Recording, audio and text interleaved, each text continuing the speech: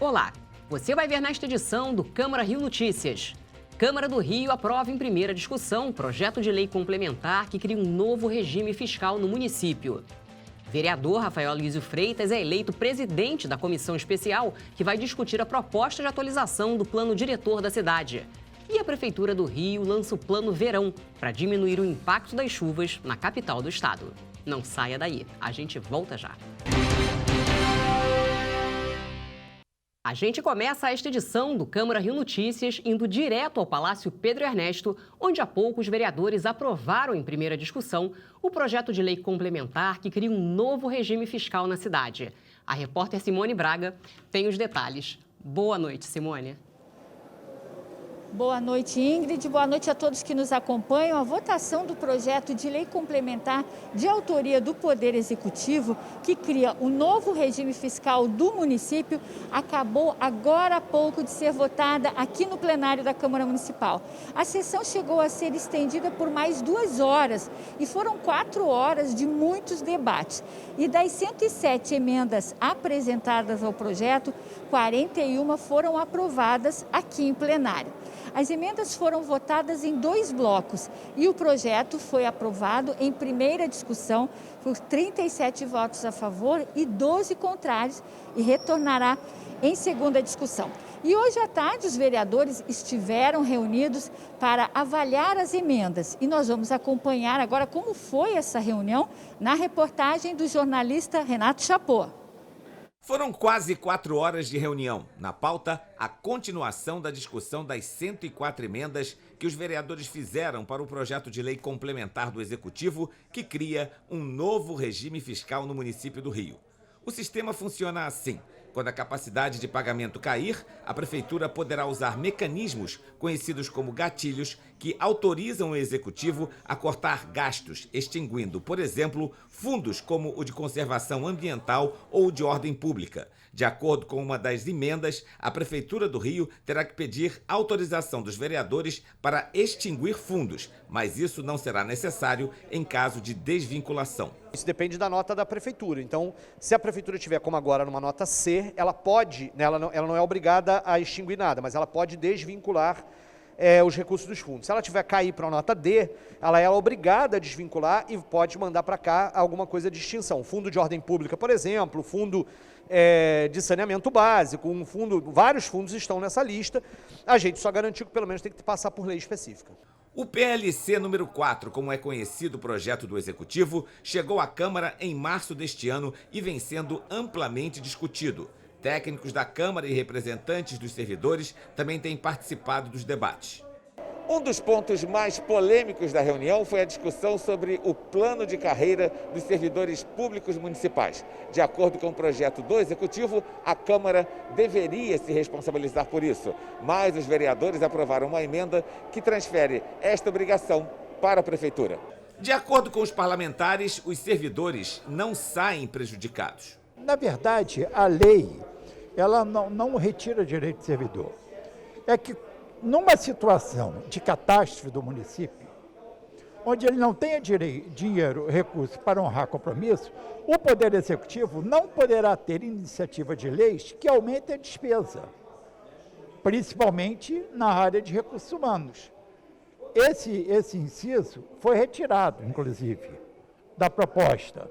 Foi retirado para dar tranquilidade aos servidores e a outros setores. Porque também nós pensamos que isso deve-se apenas à competência do Poder Executivo. Os objetivos da Prefeitura com o novo projeto de regime fiscal são garantir a estabilidade das finanças do município e também verba para investimentos. Depois de 2 dias de intenso debate, os parlamentares receberam 36 emendas aprovadas pelo Executivo e decidiram levá-las ao plenário, onde o projeto vai ser discutido até o fim a partir de agora. Ao final da reunião, o presidente da Câmara destacou o trabalho dos parlamentares e as negociações com o Executivo. Estou aqui, quanto às emendas, 104 emendas elaboradas pelo Poder Legislativo, no qual prevalece o diálogo junto ao Poder Executivo e a todos os vereadores para aperfeiçoar o projeto, regime fiscal, no qual tem política de Estado, que cria responsabilidade para o gestor Então, acredito que foi muito positiva a reunião, que buscou um entendimento no qual a gente precisa agradecer muito a Comissão de Administração, os membros da comissão, a Comissão de Orçamento, o líder do governo, que foi fundamental, e os técnicos da Prefeitura que estiveram aqui conosco. E além da votação do projeto do Poder Executivo, eu acompanhei também toda a sessão plenária e outros projetos foram votados, inclusive vetos do Poder Executivo a projetos de lei aprovados aqui já na Câmara por parlamentares. Então vamos acompanhar a reportagem? A sessão teve início com a votação dos vetos do Poder Executivo a projetos aprovados pelos vereadores. 5 vetos foram rejeitados, entre eles o veto ao projeto do vereador Valdir Brazão, que dá prazo de 6 meses para a apresentação de certidão negativa de débito para a empresa que tem contrato com o município. E o veto ao projeto de lei de autoria de 26 vereadores, que tomba por interesse histórico, turístico e cultural o pavilhão de São Cristóvão. De acordo com o projeto, ficam vedadas as descaracterizações, assim como fica declarado bem de natureza imaterial do povo carioca a Feira Nordestina do Campo de São Cristóvão. O veto ao projeto de lei da vereadora Tereza Berger, que determina que bares, restaurantes e lanchonetes tenham um cardápio infantil, foi mantido. Uma das discussões mais importantes de hoje, durante a sessão plenária, foi referente ao projeto de lei complementar de autoria do Poder Executivo, que cria um novo regime fiscal do município e estabelece normas de finanças públicas. Servidores municipais acompanharam a sessão das galerias. Os parlamentares falaram sobre o projeto. Foram 2 semanas encaixando reuniões no horário de almoço para que a gente não perdesse as oportunidades de debatermos todas as questões que achávamos importantes, principalmente para preservar os servidores, mas também para preservar os direitos e as posições dessa casa. Falar que as tratativas foram duras, as polêmicas foram várias. E, na minha opinião, os servidores públicos merecem um agradecimento especial. Obrigada pela resistência e pela contribuição nesse processo. Tem uma coisa que a gente não pode reclamar desse governo, dessa gestão atual, é que o secretário Pedro Paulo e o prefeito Eduardo Paes não estão abrindo a prefeitura para o diálogo. Eu acho que isso a gente não pode falar. E acho que o PLC 4 foi uma prova disso. O secretário veio aqui pessoalmente, discutiu durante horas todas as emendas propostas pelos vereadores e a maioria das emendas que foram sugeridas pelos colegas foram acatadas e aceitas pelo secretário Pedro Paulo. Esse projeto, na verdade, é muito importante para a cidade do Rio de Janeiro. É uma garantia que excessos do Executivo e, principalmente, irresponsabilidade de qualquer futuro prefeito da cidade do Rio de Janeiro não ocorram. Garante a saúde financeira do município e a responsabilidade fiscal. É muito importante que nós possamos fazer com que as administrações, principalmente futuras, já que a atual já está tomando todas as providências necessárias para equilibrar as contas, mas ter a garantia que isso não acontecerá, né, o que aconteceu na gestão passada, a inviabilidade financeira do município do Rio de Janeiro. E uma reunião nesta terça-feira definiu a formação da comissão especial que vai discutir o novo plano diretor da cidade. O vereador Rafael Aloysio Freitas foi escolhido para comandar o colegiado. O vereador Rafael Aloysio Freitas foi eleito de forma unânime. Ele é o presidente da comissão especial responsável por discutir a proposta de atualização do plano diretor da cidade. Proposta que foi enviada há 2 semanas para a Câmara Municipal do Rio de Janeiro. O plano diretor é uma lei municipal que estrutura as mudanças da cidade, define e orienta o desenvolvimento urbano. Também foram definidas 3 vice-presidências. Elas vão ficar com as vereadoras Rosa Fernandes e Tainá de Paula e o vereador Alexandre Esquerdo. O vereador doutor Rogério Amorim ficou como relator da comissão. Como subrrelatores, foram escolhidos os vereadores Jorge Felipe e Tarcísio Mota. Hoje foram definidos os próximos passos. A gente definiu que na semana que vem vai ter a nossa reunião de planejamento de trabalho. Definir a agenda de trabalho da comissão, que começa agora em outubro até o ano que vem. Além disso, já confirmamos a presença do secretário de Planejamento Urbano, Washington Fajardo, para no dia 26 conversar com a comissão, porque no nosso entendimento ainda faltam alguns pontos, né, que devem ser abordados no texto original do plano, mas a gente já vai começar a botar a mão na massa e trabalhar desde já para definir o futuro da nossa cidade. Durante o encontro, foi sugerida a participação de um membro do Ministério Público para ajudar nos trabalhos. A ideia foi do vereador Carlos Caiado, presidente da Câmara Municipal do Rio de Janeiro. A análise do projeto, com 400 artigos e 23 anexos, vai contar com a ajuda de uma universidade pública e da Procuradoria da Casa. O Rio de Janeiro passa por um momento difícil, complicado. A cidade precisa mexer na legislação para que a gente possa crescer, possa avançar, definir em que regiões da cidade a gente pode investir mais, onde precisa de mais infraestrutura, onde tem que ser protegido, onde tem que ser consolidado, as áreas de especial interesse que são importantes. Então, a questão das atividades econômicas, né, do zoneamento urbano com as atividades econômicas. Esse plano vai definir tudo. É um plano que tem tudo para ser um plano prático, né, para ser colocado em prática. Não vai ser apenas um plano de diretrizes e princípios. A gente quer que ele seja efetivo. A gente fala agora sobre a vacinação contra o coronavírus e a possibilidade de haver uma flexibilização nas medidas restritivas contra a Covid-19. O prefeito Eduardo Paes confirmou nesta terça-feira que o Comitê Científico do município prevê para o próximo dia 15 o fim da obrigação do uso de máscaras em locais abertos e sem aglomeração. Mais da metade da população da cidade já está com o esquema vacinal completo.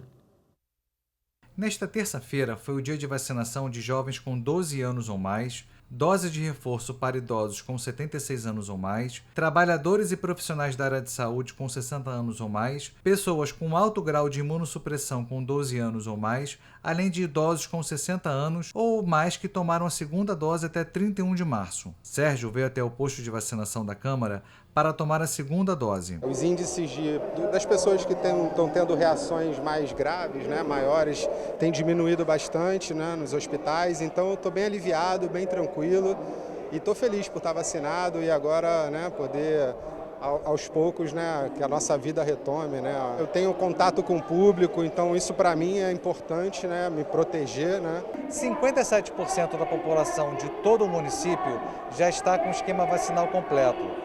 De acordo com o Comitê Científico da Prefeitura, com esses dados, a partir do dia 15 de outubro, já é possível que pessoas andem pelas ruas sem máscara, mas apenas em locais abertos. Essa etapa de flexibilização ainda prevê a abertura de boates e casas de shows, permissão de eventos em locais abertos com até 1.000 pessoas, mas com uso de máscara obrigatório. O que o Comitê Científico decidiu é que a gente vai seguir.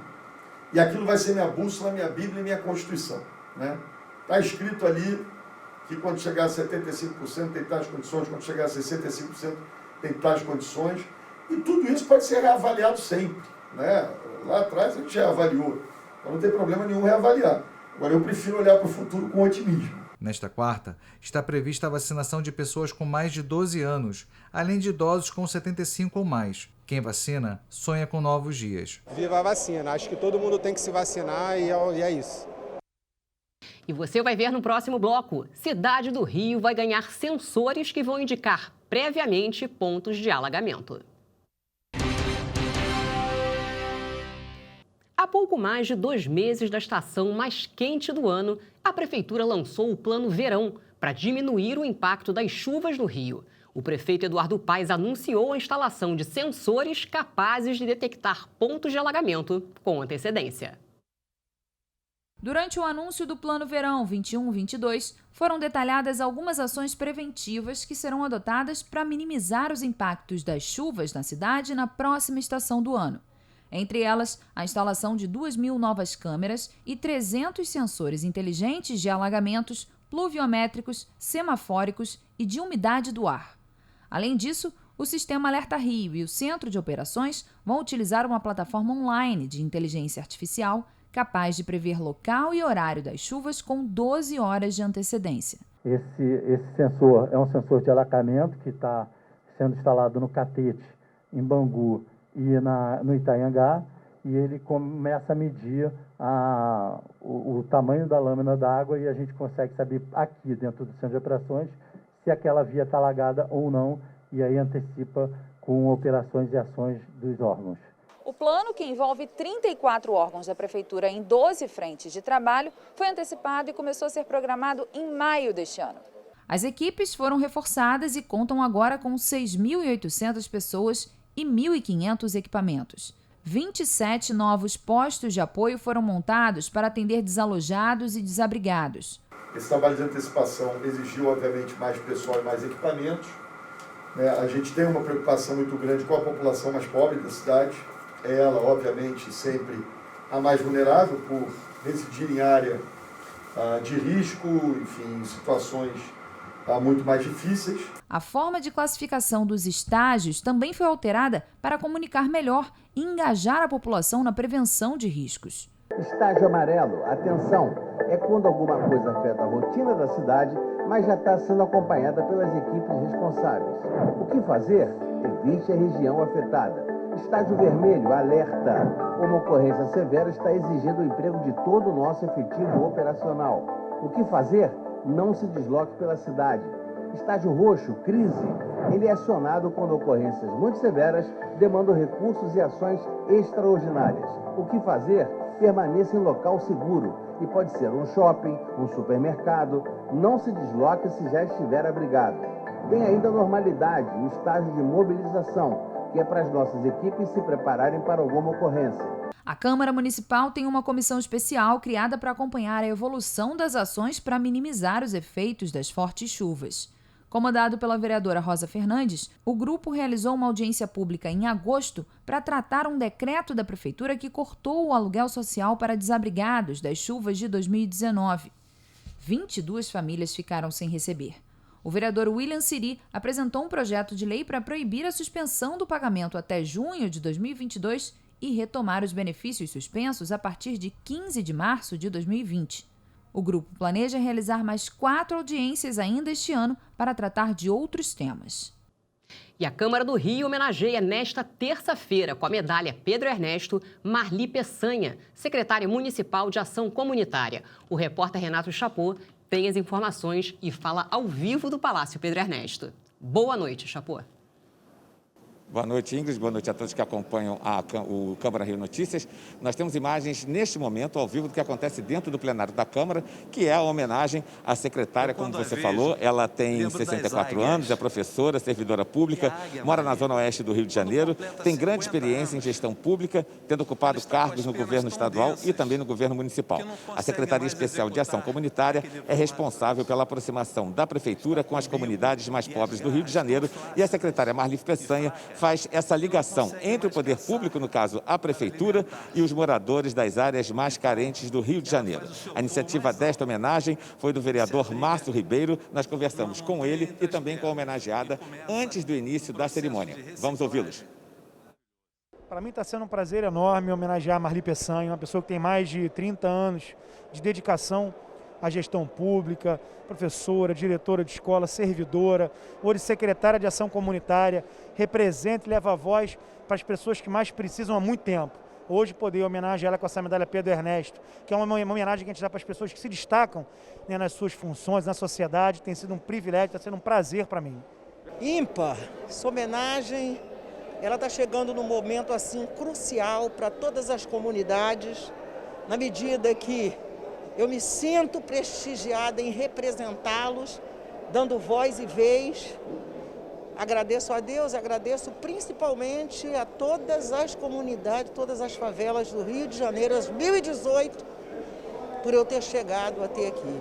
Eles é que estão recebendo essa medalha, não sou eu. Eu sou apenas uma representante. E é importante que todos saibam que agora a favela tem voz e vez. E o Câmara Rio Notícias de hoje fica por aqui. Acompanhe nossa programação em câmara.rio e também nas redes sociais. A seguir, você assiste ao programa Rio Câmara Debate. Obrigada pela companhia. Amanhã a gente se vê.